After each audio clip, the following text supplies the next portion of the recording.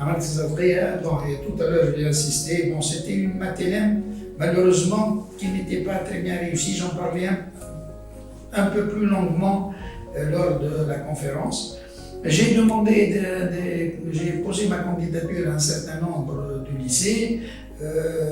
À Versailles, il m'avait pris comme externe. Louis-le-Grand ne m'avait pas accepté. Et Toulouse, Fermat, m'avait pris comme interne. Et à cette époque-là, pour tout le monde, c'est clair, la prépa, il faut être interne, déjà interne. Donc je suis allé passer 2 années de prépa à Toulouse, qui est une bonne prépa, qui se situe probablement parmi les 10 premières. Après Louis-le-Grand, Saint-Louis, Henri IV, etc.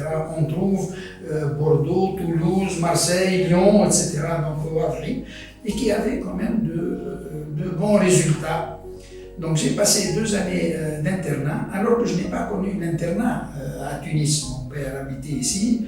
Donc pour moi, c'était déjà une première expérience un peu pénible. Passer, disons, je vivais chez ma famille brutalement. Être interne à Toulouse, c'était déjà un premier choc. Le deuxième choc était bien entendu le fait que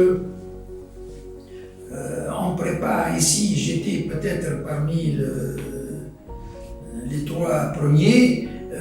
Il fallait là-bas s'adapter à être situé dans le premier tiers des 40 personnes. Il fallait déjà s'estimer heureux. Donc déjà un petit choc pour nous, parce que là c'est la compétition, c'était les meilleurs qui allaient en prépa.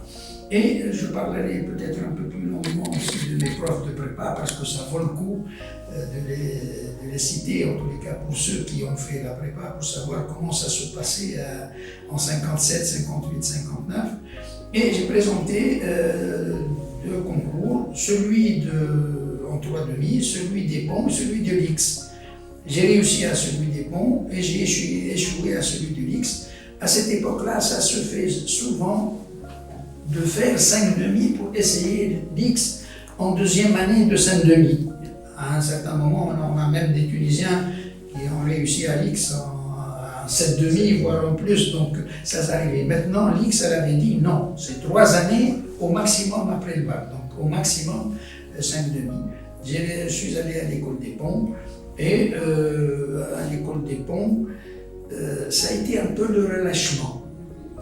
D'abord, les études ne sont pas aussi exigeantes et on était à Paris, on était externe, donc toute cette contrainte, le prépa, on s'est un peu relâché à Paris, d'autant plus qu'on était un peu gâtés, on était à la maison de Tunisie. À l'école des ponts, il y avait, comme vous le savez bien, il y avait ceux qui venaient de la prépa et qui étaient élèves ingénieurs, et ceux qui a fait déjà 2 années de l'X et qui venaient en 2e année, qui étaient ingénieurs élèves. Donc l'ambiance, elle était aussi un peu tendue entre nous et nos camarades français, ce qui fait que je n'ai pas gardé des relations, contrairement à d'autres camarades qui étaient avec moi, comme Slah Blaïd, qui avait gardé beaucoup de relations avec ses camarades français. Moi, j'étais distant et j'étais peut-être plus proche un peu des anciennes colonies, les Vietnamiens, les Cambodgiens, les Marocains, donc j'étais plus proche de ça. À la sortie de l'école des ponts, alors bien entendu, dès qu'on avait réussi à l'école des ponts, je vois débarquer Mokhtar Latiri qui lui, je ne sais pas comment il l'a su, il suit les résultats. Il nous a convoqués, il nous présente à Si Ahmed Noureddin, il nous prend en charge. Vous avez en dehors de la bourse française une bourse tunisienne. Vous avez, au lieu de faire un stage uniquement en France, vous avez aussi d'autorité un stage en Tunisie. Donc il nous avait pris en charge pendant toutes les années d'études et quand il venait à Paris, il venait nous rendre visite. Ma place était tout indiquée au ministère, ça ne s'appelait pas ministère, je expliqué tout à l'heure, secrétariat d'État aux travaux publics et à l'habitat. J'étais au ministère des travaux publics et mon premier poste c'était le KEF. J'étais nommé ingénieur d'arrondissement et ingénieur d'arrondissement à cette époque-là, ingénieur principal, c'est un poste important. Donc il y avait beaucoup de gens qui terminaient leur carrière en tant qu'ingénieur principal. Bon, c'était Tunisie indépendante, les fleuries, la présence de Mokhtar Latiri, on était peu les enfants gâtés. Qu'est-ce que je retiens de cette époque? La modestie des moyens financiers qu'on mettait à la disposition de l'administration tunisienne de s'occuper du réseau routier. Et je m'occupais aussi des bâtiments civils parce que j'avais deux chefs à ce moment-là, Mokhtar Latiri, pont et chaussée, et Abdelaziz Znei, des bâtiments civils et construction et bâtiments, etc. Deux personnalités différentes, deux styles de commandement différents. À cette époque-là, pourquoi ces souvenirs me reviennent? Parce qu'on avait commencé un gros chantier, nord-sud, sud-nord, qui traversait toute une zone qui était complètement intraversable à cette époque-là, et l'accident qui a eu lieu dernièrement à Amdou, eh bien, il était à quelques kilomètres de cet axe. Donc je connais cette région qui est très belle, qui est une région boisée, mais montagneuse.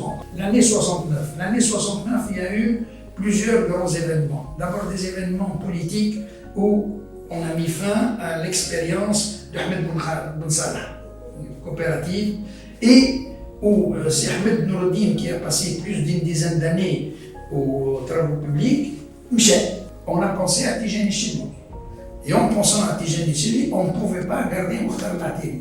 Tijani Chili a travaillé lui-même sous les ordres de Mokhtar Latiri, et était lui aussi super gâté par Mokhtar Latiri, a pris un titre, camarade d'école, camarade des ponts, etc. Et c'était Tijani Chili qui m'avait nommé directeur des ponts et chaussées.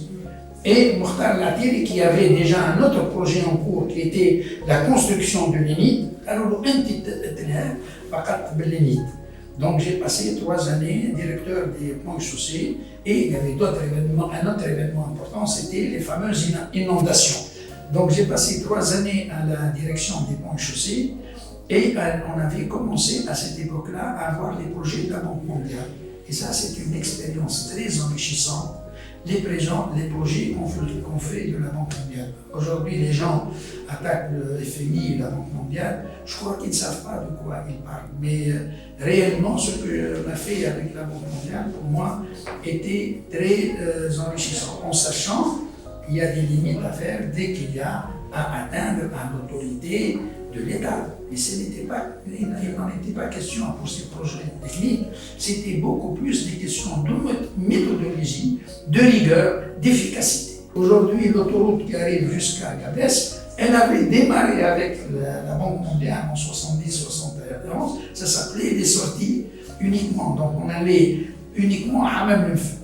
On a continué vers le sud, mais elle avait démarré en 70. Après les ponts et chaussées, une opportunité s'est présentée, PDG de la SNCF. Et là aussi, c'était aussi une grande expérience parce que c'est un domaine où on peut passer sa vie entière, comme policier, c'est un domaine où on passe sa vie. C'est des disciplines, plusieurs disciplines, l'économie, financier, l'organisation, l'informatique. C'est énorme ce qu'il y a. Et j'ai passé uniquement 4 ans pour des raisons que j'expliquerai tout à l'heure, des raisons de difficultés avec le syndicat. Une des difficultés qu'on a aujourd'hui, c'est que les gens que depuis la Révolution jusqu'à maintenant, il y a eu plus de ministres des Finances que de lois des finances. C'est une aberration. Je me rappelle très bien que il y avait Saoudiens ou le Maghreb. L'unité de compte, c'est la décennie. C'est la décennie, il faut laisser les gens apprendre leur métier et décider.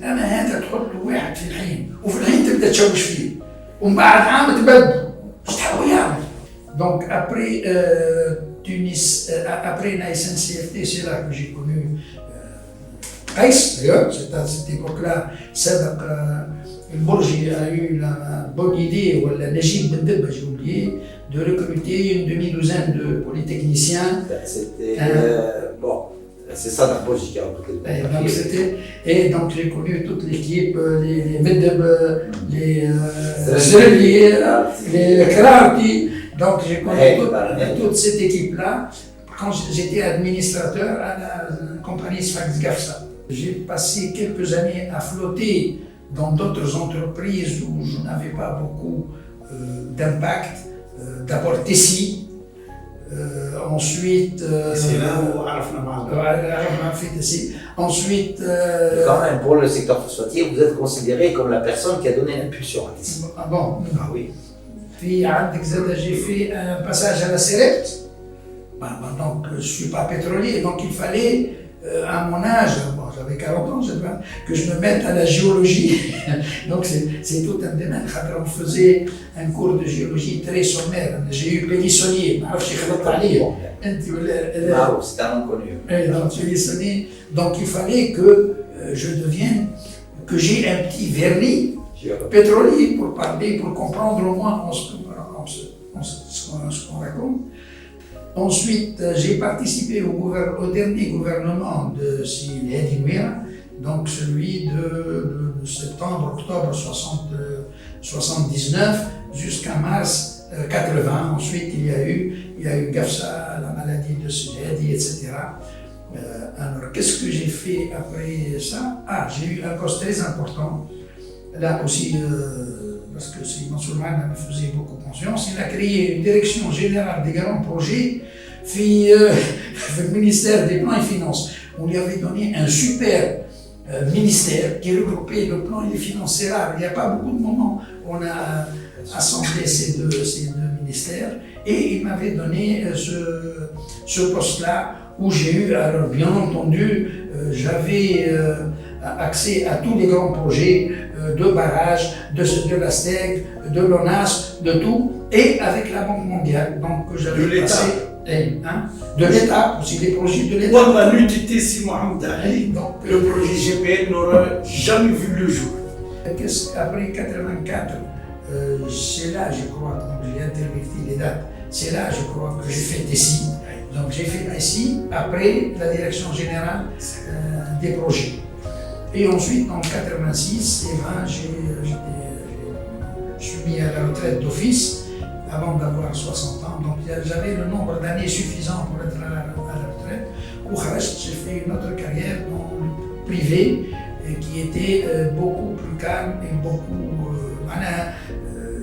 En 30 ans d'administration, peut-être j'ai connu une demi-douzaine de postes.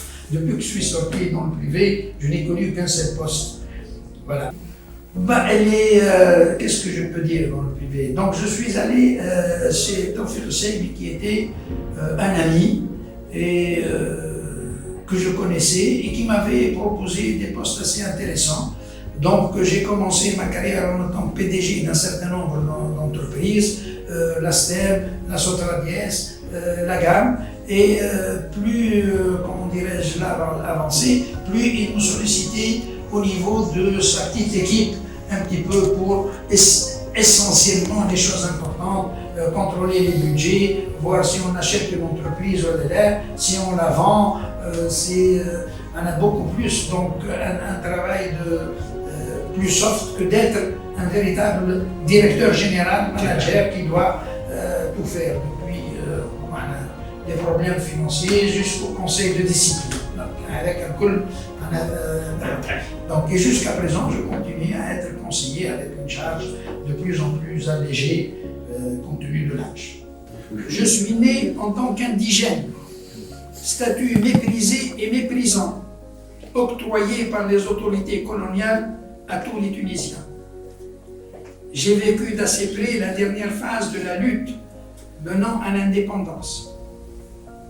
Après les événements de la dernière décennie et les dernières élections présidentielles et législatives, je peux me considérer aujourd'hui comme citoyen. Je peux dire que j'ai eu de la chance au cours de ma vie. En effet, je suis passé au travers de tous les drames et de toutes les tragédies que le monde a connues ces 80 dernières années. J'ai eu aussi l'honneur de connaître le président Bourguiba et d'être un proche collaborateur de la plupart de ses ministres qui m'ont beaucoup aidé dans les divers postes de responsabilité qui m'ont été confiés. Ce président, n'a pas été seulement le bâtisseur de la Tunisie indépendante et le libérateur de la femme. Il a aussi inculqué à toute une génération un certain nombre de valeurs morales, le sens du devoir envers son pays, la rectitude morale, les principes éthiques à respecter par les serviteurs de la nation, le sens et le respect de la dignité de l'État, etc. Valeurs qui malheureusement me semblent quelque peu oubliées par les temps présents. J'ai vécu la révolution du 17 décembre 2010, révolution entre guillemets, les historiens me diront s'il ne faut supprimer les guillemets, celle de la revendication de la dignité de la personne humaine. Thawrat al-Karama, révolution qui 10 ans après cherche encore sa voie pour satisfaire l'aspiration la plus légitime venue de la Tunisie profonde.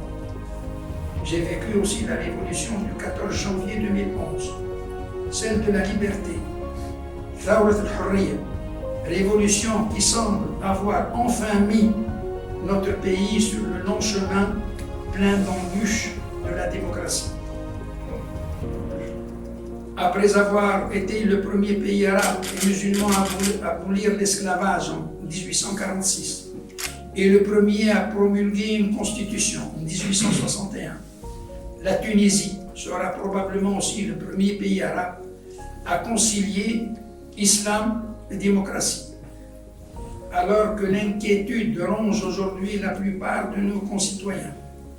Je voudrais terminer mon intervention par une note optimiste, et ce en citant quelques strophes d'une chanson de Benderman, qui évoque son attachement viscéral à la Tunisie millénaire. شنو عام وشنو اثنين وشنو مع 10 سنين انت ترابنا انت امنا انت الصدر الحنين 3000 سنه ما يذوبوش في راسة عين ما يبقى في الواد كان حجر برا انشد فوق